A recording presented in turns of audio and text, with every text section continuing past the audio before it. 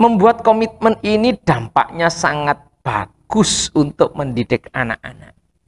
Ya, tetapi kita sebagian orang masih susah atau lupa atau menganggap tidak penting ya. Sahabat muda, jadi kalau kita sudah buat komitmen, terus kemudian anak itu tiba-tiba berubah, tidak selalu dianggap melanggar komitmen, betul ya? Iya. Karena kita sebagai orang tua juga mesti mengevaluasi. Tanya dulu, mengapa berubah, begitu kan? Iya.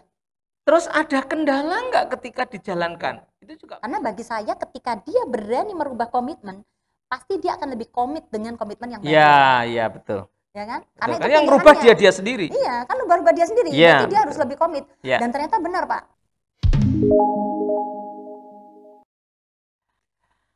Assalamualaikum warahmatullahi wabarakatuh. Jumpa lagi dengan kita di Move Up TV bersama Jumala Mutazam dan Zakia Juban. Dan kali ini kita akan berbicara tentang pentingnya membuat komitmen dengan anak-anak di dalam keluarga kita, ya. Iya. Sahabat muda, membuat komitmen ini dampaknya sangat bagus untuk mendidik anak-anak. Ya, tetapi kita sebagian orang masih susah atau lupa atau menganggap tidak penting ya membuat komitmen. Padahal komitmen ini membuat anak-anak bisa yakin apa yang harus dilakukan dan apa yang tidak harus dilakukan. Kalau tidak ada komitmen, maka yang terjadi adalah bisa jadi anak itu nggak ngerti mana yang benar, mana yang salah, mana yang aturan, mana yang harus dilakukan, mana yang dilarang. Karena nggak ada komitmennya. Atau yang keterlaluan justru, Bu Zakia, membuat komitmen sepihak. Orang tua tahu-tahu bikin peraturan aja anak tidak diajak bicara. Akhirnya apa? Belum tentu semua aturan itu bisa dilaksanakan. Atau kalau dilaksanakan anak-anak jadi sangat berat. Nah ini sebenarnya bagaimana sih Bu Zakia? Benar Pak Jumala. Jadi memang membuat komitmen ini akan meringankan kita. Kita itu siapa? Orang tua. Orang tua. Jadi meringankan kita dalam mendidik anak-anak itu dengan komitmen bersama ya, otomatis bersama. Komitmen kan harus bersama. Iya. Nah ini efeknya memang ringan. Jadi kita dalam kita memberikan punishment ataupun kita memberikan reward ataupun kita memberikan peraturan, kalau kita sudah ada komitmen bersama itu memang akan menjadi lebih ringan. Tapi lagi-lagi Pak Jumala, membuat komitmen dengan anak ini juga memang butuh latihan. Sebetulnya bukan hanya latihan anak, tapi justru kita sebagai orang tua yang memang justru akan banyak latihan di situ, butuh latihan di situ, karena kita ini sudah terlanjur dengan banyaknya kegiatan ataupun kita banyaknya masalah yang itu akhirnya biasanya malah yang kadang nggak komitmen itu justru kita sebagai orang tua. Kita sendiri yang tidak komitmen. Kita sendiri yang nggak komitmen. Biasanya anak-anak lebih komit gitu, lebih komit mereka. Nah, di sini otomatis kan butuh latihan. Bagaimana ketika komitmen itu dilanggar ataupun ada situasi-situasi tertentu yang memang nggak bisa pegang komitmen gitu. Nah, ini yang harus kita sepakati juga. Kalau di keluarga Bu Zakia seperti apa sih bentuknya? Saya tuh komitmen awal Pak, waktu yang komitmen besar ya dalam keluarga saya itu saya merasa ketika saya memutuskan untuk anak-anak homeschooling semua itu. Jadi kira-kira 3 tahun yang lalu ketika saya nanyain ke anak-anak kan, apakah mereka mau homeschooling? Kalau nggak salah waktu itu momennya itu di Jakarta itu Pak, ketika habis ikut ini kan. Nah saat itu saya tanya, dan saat itu saya benar-benar dalam kondisi gini Pak, ini mereka jawab iya, ya ada komitmennya, enggak ya ada komitmennya nih. Saya tuh agak gambling juga nih Pak, saya agak-agak takut dalam hati saya tuh, wah ini dan saya nggak mungkin keputusan masalah homeschooling ini saya nggak bisa kalau saya pegang sendiri karena kalau keputusan homeschooling 6 anak saya ini saya pegang sendiri, pemaksaan dan yang terjadi anak-anak saya bakal nggak berat menjalaninya, pasti mereka merasa ini keputusan mama gitu.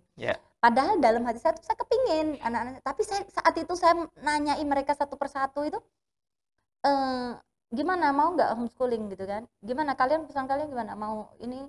Saat itu mereka menjawab mau itu bagi saya alhamdulillah ini berarti mereka sudah komitmen untuk mau homeschooling. Bahkan Pak, sampai sekarang setiap kenaikan kelas saya tuh selalu saya refresh lagi komitmen itu, saya tanyai lagi ke anak-anak one by one. Gimana? Yuk mau masuk sekolah lagi? Ayo mama daftarin. Setiap tahun angkatan Pak. Karena kalau enggak, setahun saya buat pendidikan di rumah, ngajarin anak-anak di rumah itu kalau mereka enggak komitmen memang kepilihan mereka, saya berat. Ya karena berarti orang tua juga. Iya, kan justru yang paling berat orang tua. Karena kan kita kan enggak, hari-hari kita, hidup kita kan enggak hanya ngurusin anak-anak. Kayak saya ya ngurusin bisnis, usaha saya, bahkan saya juga ada organisasi.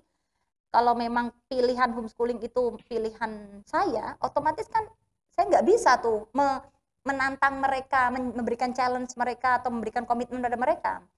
Nah, dan komitmen itu terus saya perbarui. Jadi memang bentuknya komitmen itu apa yang diperbarui? Apa ada yang tulisannya jelas, atau yang gimana? Diperbarui itu adalah pilihan, keputusan. Keputusan dulu.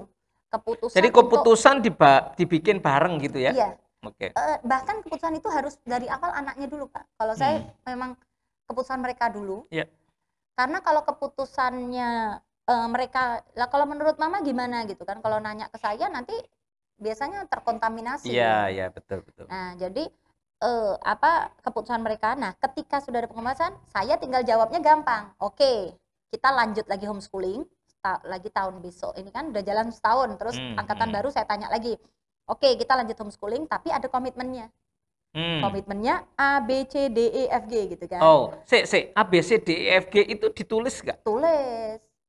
Keren. Tulis, tanda tangan. Mantap. Kalau Pak Jemala nanti ke rumah ada tanda tangannya. Mantap. Karena memang seharusnya begitu sahabat muda. Jadi kalau bikin komitmen itu mesti ditulis, ada tanda tangannya. Keren. Lanjut. Dan memang komitmen ketika ada perubahan-perubahan, saya sih nggak ada masalah Pak. Misal nih, komitmen mereka dalam hal belajar. Awal mereka, ya mah mau belajar A gitu kan, mau belajar bahasa Inggris, komitmen gitu. Oke, mama lesin ya. Udah kita masuk. Tapi ternyata di pertengahan nggak mau gitu. Nah itu bagi saya bukan mereka melanggar komitmen. Bagi saya itu berarti memang mereka menemukan sesuatu hal yang baru, yang itu mereka memang mungkin bisa jadi mereka tidak menyukai itu dan sah-sah aja kan mereka untuk tidak meneruskan komitmen itu. Artinya tidak selalu komitmen itu sudah pasti benar, kan nggak selalu toh. Karena perlu evaluasi. Kan bisa jadi komitmen kan belum dijalankan. Betul. Nah, ketika komitmen itu dijalankan ternyata ada kendala atau mereka ini orang tua juga harus review, orang tua juga harus monitor. Enggak terus begitu komitmen jadi terus dipaksa gitu kan enggak. Karena harus dimonitor juga ada kendalanya enggak. Justru kalau saya Pak, saya lebih senang ketika anak saya tuh bisa memutuskan untuk merubah komitmen gitu. Maksudnya merubah komitmen yang memang sudah dini tetapi ada komitmen baru. Ya. Otomatis kan berarti dia bisa biasanya apa yang muncul kok bisa ada komitmen baru? Contohnya, anak saya yang pertama itu awal itu komitmennya mau belajar coding. Belajar coding. Belajar coding. Sudah nih udah berjalan sekitar hampir setahun, Pak. Bahkan saya bilang sudah bagus, sudah dia progresnya, saya udah ngobrol sama mentornya itu progresnya sudah lumayan.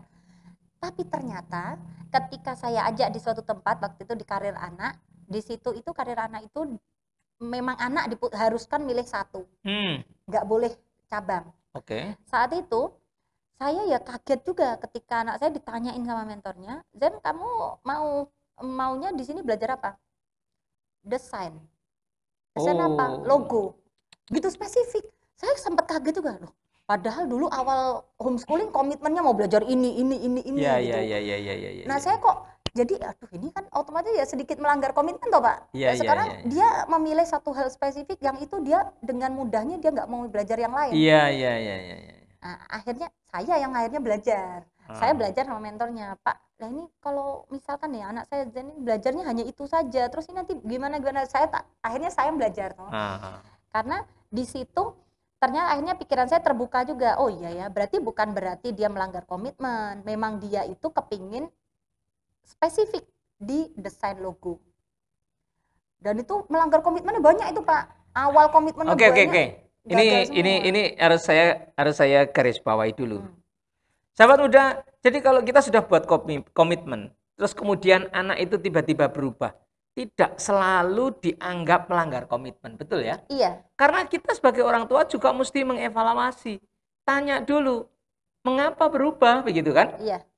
Terus ada kendala nggak ketika dijalankan? Itu juga perlu dievaluasi oleh orang tua. Dan justru saya sangat apresiasi ketika dia bisa mengambil keputusan untuk merubah komitmen itu. Oke. Karena bagi saya ketika dia berani merubah komitmen, pasti dia akan lebih komit dengan komitmen yang baru. Iya, iya betul. Ya kan? Betul. Karena itu yang merubah dia sendiri. Iya, kan berubah dia sendiri. Ya, berarti dia harus lebih komit. Ya. Dan ternyata benar Pak, di tempat yang baru, di karir anak, saya lihat bandingkan dengan waktu dulu dia belajar banyak hal di coding dan lain-lain. Ternyata emang benar, yang dia ketika pilihan dia spesifik itu dia lebih komit. Bahkan waktu itu dikasih challenge sehari buat desain 25 aja dia bagi dia oke. Karena emang itu pilihan dia. Karena itu pilihan dia, betul. Bahkan saat itu komitmennya adalah berangkat pagi jam 8, setengah 9, pulang jam 5 sore. Iya. Ngalahin lebih padat daripada sekolah, Pak. Akhirnya, dan ternyata karena dia komit, kalau sekolah kan masih bisa pulang siang. Nah ini sampai jam 5. Jadi sudah lebih dari sekolah ternyata karena komitmen. Iya, oke. Komitmennya ini kayaknya banyak yang ingin diceritakan, tetapi karena memang waktu kita harus pendek-pendek ya supaya nggak bosenin ya. Iya. Ya, masih banyak yang ingin disampaikan Bu Zakia, tetapi waktu kita cukupkan dan saya ingin mengulangi sekali lagi bahwa komitmen itu sangat penting ya, membuat anak bisa mengerjakan dengan kesungguhannya tanpa dipaksa orang tua, karena itu pilihan-pilihan dia sendiri. Kemudian yang kedua adalah komitmen membuat kita punya ketegasan yang jelas. Tidak ragu-ragu, kalau kita tidak berikan komitmen, jangan-jangan anak nggak ngerti dia harus mengerjakan apa. Terus yang ketiga, komitmen membuat kita tidak egois.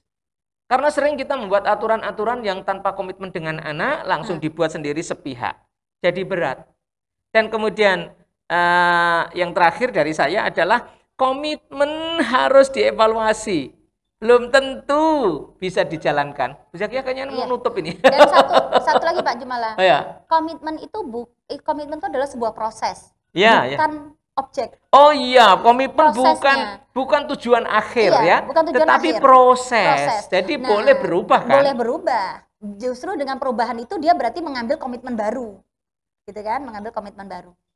Dan ini bukan hanya untuk homeschooling seperti Bu Zakia ya, untuk kita-kita yang sekolah umum anaknya, nggak apa-apa, apapun proses yang akan dilakukan anak, ayo kita bikin komitmen bersama. Saya kira itu ya.